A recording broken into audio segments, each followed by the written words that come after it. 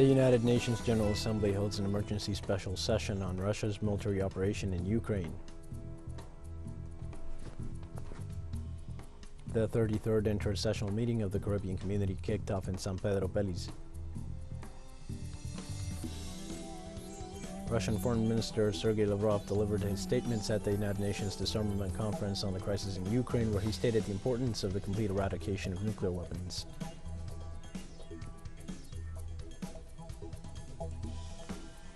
Hi, this is From the South. I'm your news anchor, Dio Martin, from the TeleSUR studios in Havana. We begin with the news.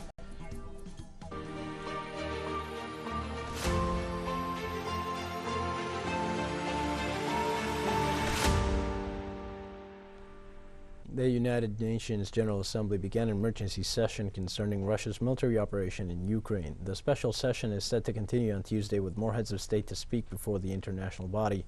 The measure convening the General Assembly session was adopted by a vote of 11 in favor, with Russia against, and China, India, and the United Arab Emirates abstained. The meeting gave all members of the global body the opportunity to express their views on the military operation in Ukraine. Russia voted against the resolution, but under United Nations regulations, it did not have the veto power to derail the referral of the war to the General Assembly.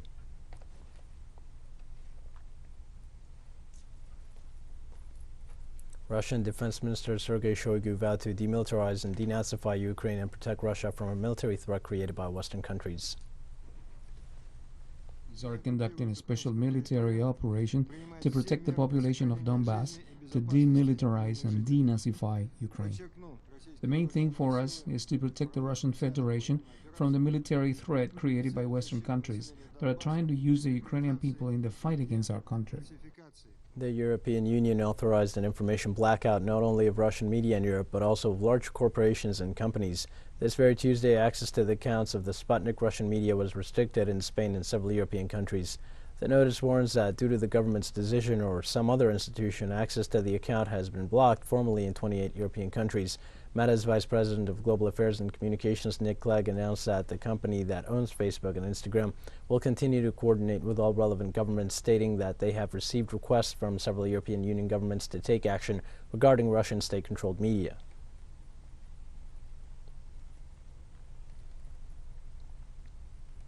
Ukrainian President Volodymyr Zelensky spoke for the first time about the meeting between his countries and Russia's delegations in Belarus and said he had received some signals from Moscow during the negotiations. Although he said he did not get the result they would have liked, they received positive signals from the Russian delegation. He explained that they will analyze them when his delegation returns to Kyiv, when they will decide how to move on to the second round. In the midst of the talks, the Ukrainian president said that hostilities against his country would not cease. The presidential advisor to the Ukrainian office, Mikhail Podolyak, said that the delegations did not announce a specific date for the meeting to be held soon on the Polish-Belarusian border, as they left with issues for consultation with their respective governments.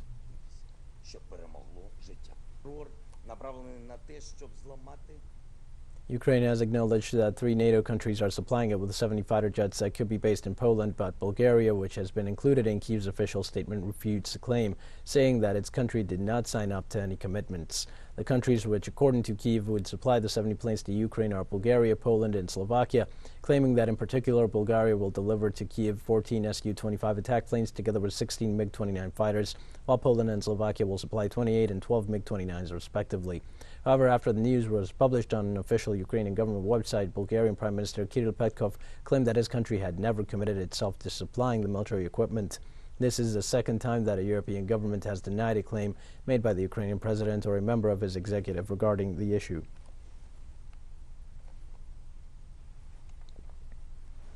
We have news on Eastern Europe. The North Atlantic Treaty Organization activated for the first time in a defensive scheme its response forces. The High Command of the military alliance argued Russia's military operation in Ukraine prompted this decision. 30 high officers of the organization signed on the agreement after an emergency meeting of the body's military committee, during which the army chiefs assessed the situation in Ukraine. NATO adapted its quick response forces that gathered tens of thousands of soldiers in the eastern region of the bloc, keen on mobilizing them in light of the Russian military operation in Ukraine in a counteraction to what the alliance referred to on its website as, quote-unquote, a non-provoked and unjustified invasion on Russia's behalf. in efforts to dissuade Moscow. On February 24th, Russian President Vladimir Putin announced the beginning of the military operation in defense of the Donbass region, reassuring Russian armed forces targeted Ukrainian military infrastructure and not the civilian population, neither the troops who laid down arms.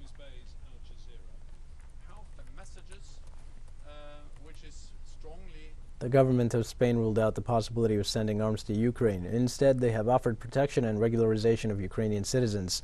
President Pedro Sánchez stated in his declarations that Ukrainians will have the support of health and security protection material as well as the regularization of those residing in Spain so that they can have access to legal employment and social policies.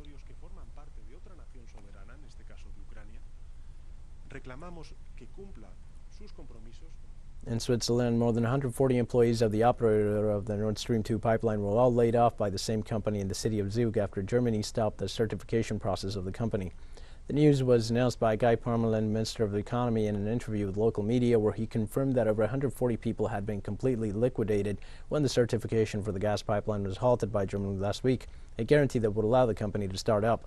It will be recalled that Germany responded in this way to Moscow's decision to recognize the independence of the self-proclaimed Donetsk and Luhansk People's Republics. The operator Nord Stream 2 and its corporate members also received sanctions imposed by the United States.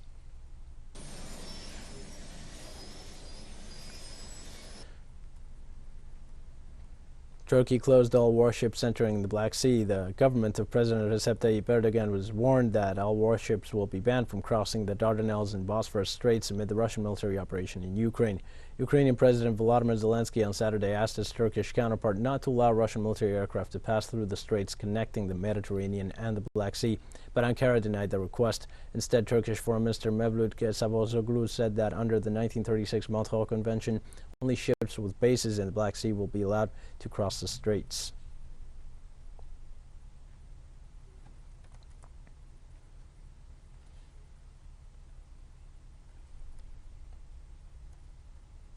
The African Union condemned incidents of racial discrimination against Africans trying to flee the conflict in Ukraine. Senegalese President Macky Sall, the chairman of the African Union, and the African Union Commission chairperson Moussa Faki Mahamat said they were particularly disturbed with reports that some African residents in Ukraine have been turned away at borders. In this regard, the chairpersons urged all countries to respect international law and showed the same empathy and support to all people fleeing war, notwithstanding their racial identity. Since Russia launched a military operation in Ukraine last week, many foreigners residing in the European nation, including Africans, have been trying to leave the country to escape the violence. And the Prime Minister of Barbados, Mia Mottley, had this to say concerning the Ukrainian situation. The conflict between great imperial powers needed to have come to an end and must not be allowed to be resurrected at all, because the Caribbean Sea must remain a zone of peace for Caribbean people.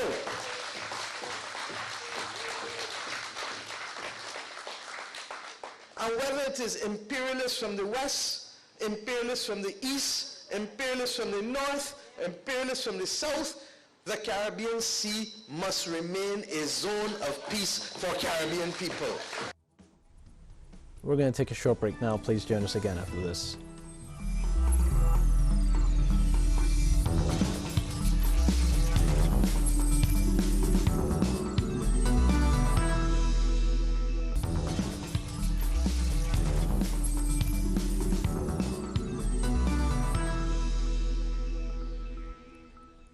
The 33rd inter-sessional meeting of the Caribbean community kicked off this Tuesday in San Pedro Belize.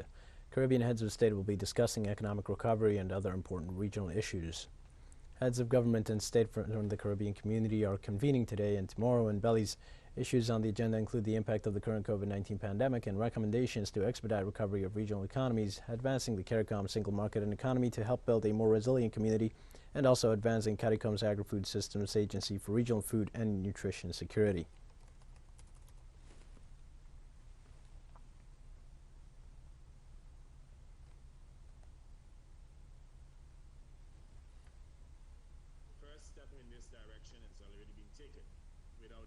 Workers at Haiti's State University Hospital have been on strike for a week, presenting their demand for a 60,000 gourds per day raise, equivalent to about $585 and better working conditions.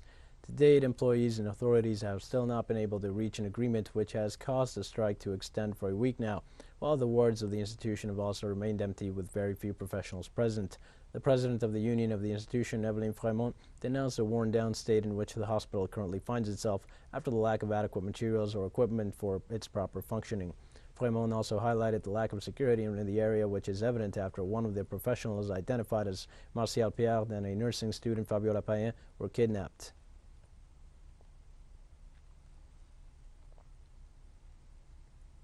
The Cuban justice system continued the investigations and trials for the violent actions and vandalism that took place last year on July 11th. In the province of Holguín, in the northwest of the island, a court held an oral trial against those responsible for the violence. The defendants had access to the guarantees offered by the judicial system and Cuban law, including early access to a defense attorney. Experts proved the involvement of each of the defendants throughout the use of specialized and comparative techniques that made it possible to locate those involved.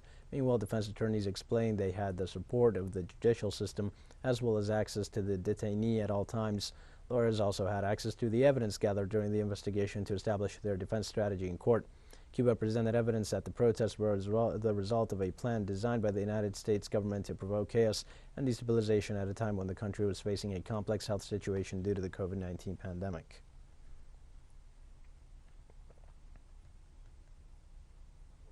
Both the prosecutor's office and the court, as well as ourselves, meaning all the lawyers involved in the provisional proceedings, ensure that the essential guarantees of criminal proceedings were complied with, obviously on the basis of the general principles of law. The promise made by President of Honduras, Xiomara Castro, during her campaign, which declares the entire Honduran territory free of open-pit mining, was formalized a few hours ago and released from the Secretary of Energy and Natural Resources, Environment and Mines. During her inauguration as the first woman president of the Central American nation, Xiomara Castro recommitted that no more permits for open mines or exploitation of mineral resources would be granted since they are considered harmful against the state, against natural resources and public health, and generate serious risk for the access to water as a human right. The document also explains that because of the approval of the mining moratorium provision for metallic and non-metallic exploration and exploitation, the review, suspension, and cancellation of environmental licenses, permits, and concessions will proceed.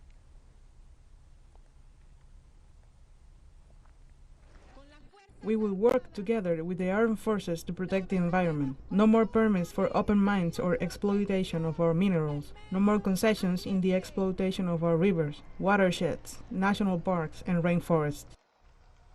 The president of Peru, Pedro Castillo, announced he has accepted the resignation of Transportation Communications Minister Juan Silva.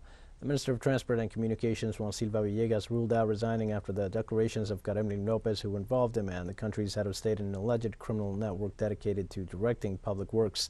Said resignation occurred in the middle of the debate of the motion for censure against Juan Silva carried out in the Congress of the Republic after revealing in recent days cases that would compromise him in the public tender.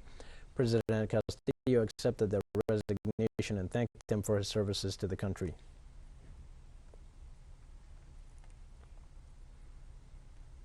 In Argentina, the political force Libres del Sur and the social movement Barrios de Pie petitioned a writ of amparo to the federal justice over the national government's decision to pay the debt acquired during former President Mauricio Macri's administration with the International Monetary Fund. Let's delve deeper into details with this report. The writ of amparo is a legal remedy for any person who feels their rights as citizens have been violated and is a form of constitutional protection lawsuit. The president of the social movement Barrios de Pie, Humberto Tumini, and the coordinator of Libres del Sur, Silvia Saravia, filed for judiciary action against the national executive and legislative powers. We believe we are up against an imminent situation that will condition our future. That's why, from March 3rd to 6th, we will carry out a popular consultation so the people of Argentina can express their thoughts on the deal. We believe that all across the country, thousands of urns will accept our position and that we will get to 1 million people, all those residents who can engage and give their opinion. This is a key moment. Poverty, homelessness, and non-registered jobs are high. This makes the economic crisis a deeper ditch to get out of, since the pandemic made it worse, and we can only get out of all this with a sovereign model. This is why the Civil Society Coalition requests a court to declare the agreement signed by the Macri administration and the International Monetary Fund as unconstitutional.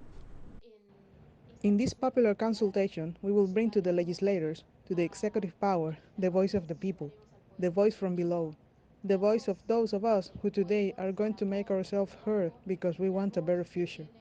After all, we trust that it is possible. But if we have the monetary fund here every 3 months telling us what to do, proposing more adjustment, and saying the main objective is to close the public accounts, our situation will deteriorate. We believe it is fundamental to sustain popular sovereignty so the future can be different. The activists also presented an injunction not to innovate against the legislative and executive power before the Argentinian justice. It's so the two state powers don't legitimate what we consider is a true scam against the interests of the nation until the issue is resolved to its full extent. And the issue is if the whole agreement signed back in 2018 was lawful and constitutional, and if it stands its own ground. We consider it illegal and arbitrary because it was carried out in violation of many dispositions of the Argentinian Constitution, which states clearly that signing for a bond or a loan and deciding the nation's external and internal payment plan are faculties of the National Congress that cannot be drafted by the executive power insofar it vulnerates the actual legal and constitutional standards. Meanwhile, the ruling coalition remains in talks with the opposition, trying to reach a consensus in order to have the agreement assessed and ratified by the parliament as soon as possible, which would avoid the default ruling on the matter. Argentina will no longer be able to pay the March deadline agreed upon by the credit institution with the then administration of former President Macri. Carolina Silvestre, TeleSUR, Buenos Aires. We have more news coming up after a final short break. Please stay with us.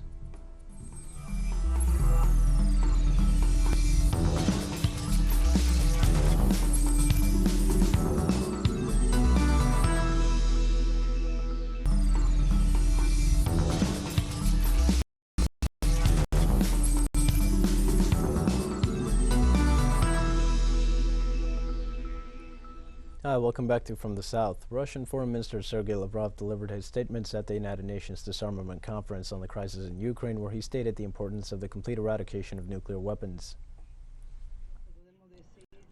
We can say that regarding nuclear weapons agreements, first of all, we have to see them in practical way here. In this mission, we can say that nuclear weapons have been around for a long time. It is necessary to take all these weapons to the United States, so they are completely forgotten. We always come out of these, and we have to say that nuclear weapons can no longer exist and must be destroyed. Likewise, Foreign Minister Lavrov emphasized that Russia fully supports the initiatives discussed at the convention. The high government official reiterated the need to eliminate all nuclear weapons. In addition, we support all the Russian initiatives, the institutional initiatives within the convention, and we are confident about all the things we are organizing to eliminate nuclear weapons. With this, we say that Washington and its allies need a new world order concept. All of this is feasible to overcome these moments. During his speech in the United Nations, a Russian foreign minister said the United States and its allies continue to impose aggressively their so-called world order. And his allies continue to aggressively impose a so-called rules-based world order on the rest of the world's communication partners. China's government rejected the transit of a U.S. warship through the Taiwan Strait and denounced Washington's support for separatist forces on the island. China's Foreign Ministry spokesman Wang Wenbin called on the U.S. authorities to handle issues related to the island with caution and asked them to end their contacts with Taiwan and respect China's sovereignty.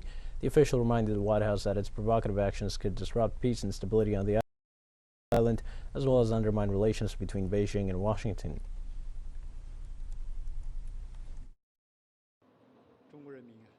The Chinese people are firmly determined and resolved to defend national sovereignty and territorial integrity. The attempt by the U.S. to show support to Taiwan will be in vain. No matter who the U.S. sends, China urges the U.S. to abide by the One China principle and stipulations in the 3 China-U.S. joint communiques, stop all forms of official interaction with Taiwan, and handle Taiwan-related issues in a prudent manner, lest it should further undermine the larger interests of China-U.S. relations and peace and stability across the Taiwan Strait. At least 20 civilians died in an attack in the northeastern region of the Democratic Republic of Congo. According to the president of a local activist organization, the attack occurred in the village of Kikura. The assailants struck wielding machetes and burning houses. The activists and local residents blamed the bloodshed on the Allied Democratic Forces armed group. The attack came months after the Democratic Republic of Congo and Ugandan troops launched a joint operation against the ADF, which has killed thousands of civilians in the region since 2013. Since the operation began in late November, the group has continued to attack and kill civilians. In December, at least 16 people resulted dead in an attack suspected to have been carried out by the group in the rural community of Manchina.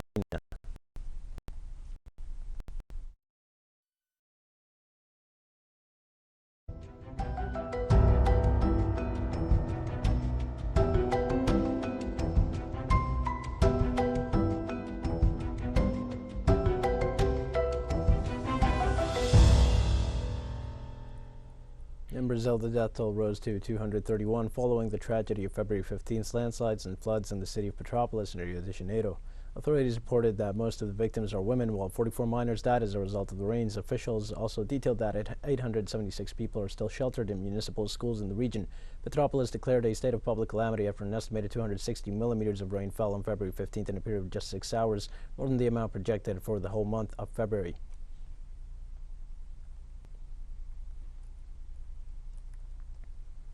At least 10 people died from the flash flooding that battered northeastern Australia in the past few days, with the wild weather forcing residents to evacuate and schools to close, while thousands of homes have been left flooded. Queensland has been hit by the hardest, with torrential rain striking down in cities since the last Tuesday and slowly moving south to engulf the state's capital, Brisbane. Photographs and videos show the Brisbane River extremely swollen and many streets severely flooded, with extensive damage to roads, buildings and vehicles caught in the downpour. Usually busy highways were submerged as well. The authorities estimated that up to 18,000 homes across the state have been affected, with about 15,000 of those in Brisbane. More than 1,000 people have been evacuated and about 53,000 homes are left without power.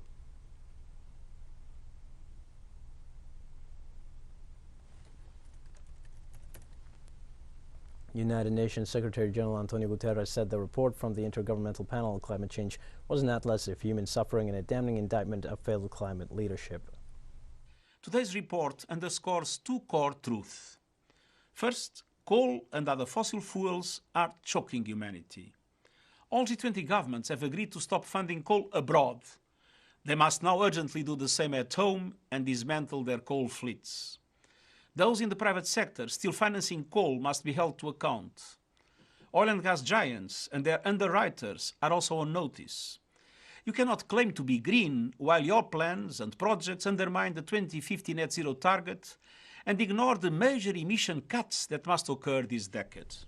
We've come to the end of this news brief, but remember you can find these and many other stories on our website at TeleSUR English. You can also join us on social media for all the latest news. We're on Facebook, Twitter, Instagram and Telegram. For TeleSUR English, I'm Dio Martin. Thanks for watching.